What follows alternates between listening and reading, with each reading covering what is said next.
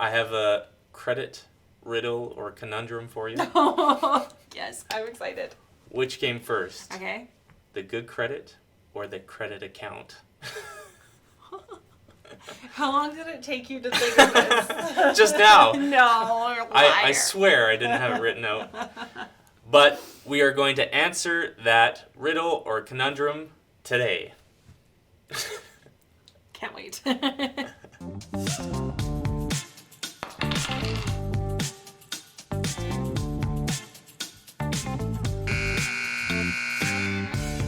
The credit conundrum that I come across a lot is people will say, how can I get credit and rebuild my credit if no one will give me credit? That is our mission today, is to solve the credit conundrum for Canadians out there on where you can get started with credit so that you can get back to best rates, best terms with major banks. Perfect. Got it? Got it. So the first thing is, it is a lot more than just having a high score. So we did an episode previously on why the score is not enough.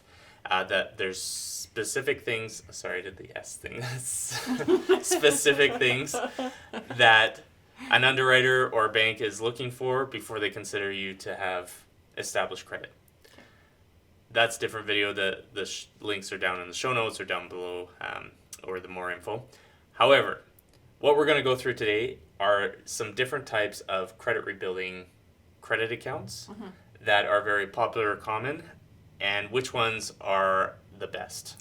So this isn't for people who are just starting out their credit. This is for people who have gone through like a bankruptcy or some kind of insolvency and are trying to rebuild it. Okay, I was thinking it was for people who are new to Canada or for people like younger kids that are needing credit. So now we're on the same page. We do a different video. I'll put in the links on Credit 101. Okay. On that. So that would be more for new to Canada or people just starting out. Okay. But yeah, good clarification there. This is people trying to rebuild from some kind of past issue. Got To help us better analyze which credit account will be best for credit rebuilding, I have 4 categories that I've broken down to help analyze it and compare. So the first one is the cost. Okay. So how expensive it is. The second one is, does it report to both Equifax and TransUnion? Because some only report to one. The value that credit account has to the score. And then what I consider probably one of the most important is the value to the underwriter or the person that's going to approve you or consider if you have reestablished credit. So those are the four categories. Okay. And now we're going to talk about what I call new to the credit block. Oh my gosh. Like, how long does it take for you to come up with these things? Like, oh, wait, there's more. Oh, gosh. We're going to find out if it has the right stuff. Oh.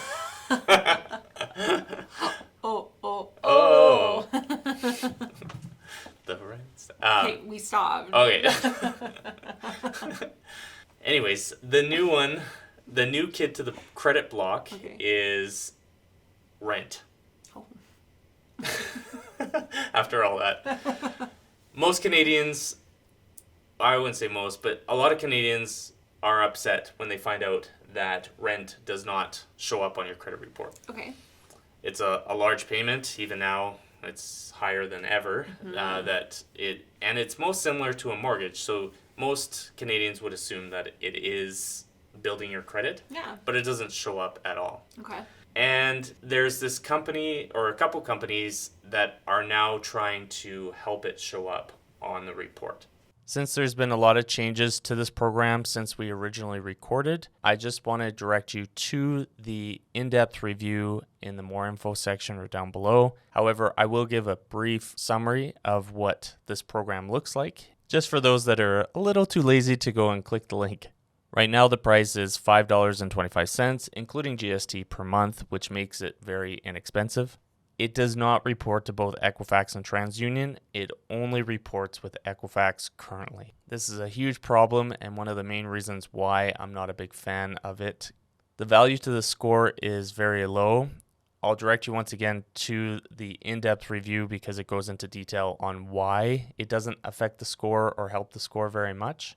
Currently, I think the value to the underwriter is going to be very low because of the fact that on the credit report, it shows up as a self-reported account, which in the eyes of the underwriter means that you're in control of having it report, which technically is not really how it's set up, but until the underwriters better understand it or can get past that, I don't think they're going to use it as a very credible account to determine if you pay your bills on time or really impress them at all. The next one is credit rebuilding lock or line of credit. Okay. Do you have to apply for a line of credit or? So how it works is you sign up for KOHO, which is a banking app, which is free. And then if you want to use this credit rebuilding line of credit, you pay the money. And I suggest either having the money set aside in your account for that specifically, or prepay it, or whatever you want to do. Yeah. But it's for 6 months that you're in it for, and you can renew it as long as you want or whatever. As far as expense, it used to be $7, now it's $10. Inflation. I would say it's more medium now because it's not the least expensive, but it's definitely not the most expensive. It now shows up on both Equifax and TransUnion. Okay. So before it didn't, now it does. Okay. So now I'm a bigger fan, and it's higher on my ranking scale of how much I would suggest it for Canadians. Okay. The value to the score is good, actually quite high. Okay. The reason why is because most credit rebuilding products are either a credit card or a loan, and this is unique. There's only one company that offers it at this point. That's cool. And it does show up as a line of credit. Yeah. And so it's not a major bank, it's a low limit, and so it's just essentially making the number higher, but when they dig deeper into it, it's going to be like, oh, it's not that great. Okay. Exactly. So it's a way to jump the score or boost the score. But as far as value to the underwriter or getting you approved, it's not something you should rely on because it's not there yet. Okay. Down the road, they are looking to increase it to a $500 limit or an option for $500, like a secured. Yeah. I hope they continue with that, and if they can get to the higher limits, then I have no complaints. Imagine that. No complaints. What? So the next one is a loan. Okay. A lot of professionals suggest a loan, but I'm not a big fan of them for a number of reasons that we'll go through. The first one is it's expensive. Okay. Generally, there's setup fees, or when you have bad credit and you're trying to rebuild credit, going into a loan, you're almost guaranteed to get double-digit interest rates. Very high and expensive for just trying to rebuild your credit. Now, if you need a vehicle, then fine, then get a vehicle, like if you can't get around it. But if you're doing it just to rebuild your credit, then it's not necessarily the best one, in my opinion, for this reason. Okay. The other reason, it doesn't always show up on both Equifax and TransUnion. Some companies do, some don't. Check out the show notes to go through the individual reviews of each company where I go through whether it shows up or not. The value to the score is moderate. It does help. It is an account that will show established, so it does build the credit. The value to the underwriter is also, I would say, moderate, only because they would prefer loans with a major bank. When you have loans with a PayDay company or a non-major bank, they look at that as kind of desperate. You're desperate for the vehicle. You're desperate for the PayDay loan or just the loan, and you could be doing it for all the right reasons just because you want to rebuild your credit, but they don't assume that. So with credit, you're always guilty until proven innocent. Okay. So that's what they're thinking when they see a loan from a non-major bank. Unless it's for a vehicle, then they might look past that. But that's one thing to look at. In the show notes, I also have a link to other reasons why a credit card is better than a loan. Okay. And then we get to credit cards. Whether they're secured or unsecured, they are great tools to rebuild your credit.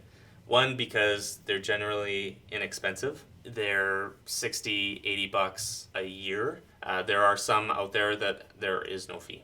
Right. So once again, check out the show notes for the which one is which and which one works better The for ones that have the fees, they don't improve your credit more, do they? No. Okay. No. It's just they have different programs. And That's stuff. right. Okay. Yeah, that's a good question. Thanks. So the other one is almost all the credit cards except for one that I'm aware of report to both Equifax and TransUnion. Which one doesn't? That one you're going to have to see the show notes for it. And then we have the value to the score, and I say that is the ultimate effect to the score. So credit cards affect the score more than all other types of credit. Okay. And if you would like to know more about that, on why a credit card is the ultimate type of credit, there's links in the show notes for that. Okay. It's a nail biter. Ooh. Yeah. Value to the underwriter. Underwriters like it because they can really see how someone essentially handles credit. Right. With a loan or most types of credit, you just, as long as you have money in the account, the payments are all automated. Right. So there's not a lot of work once you've got it set up. But with credit cards, there's temptation. There's looking at. Seriously, it's so bad. So with credit cards, it takes a lot more juggling. Yeah. There's a minimum payment. There's multiple payments that you can make. There's a whole bunch of different things that underwriters are aware of. Yeah. And they are looking for.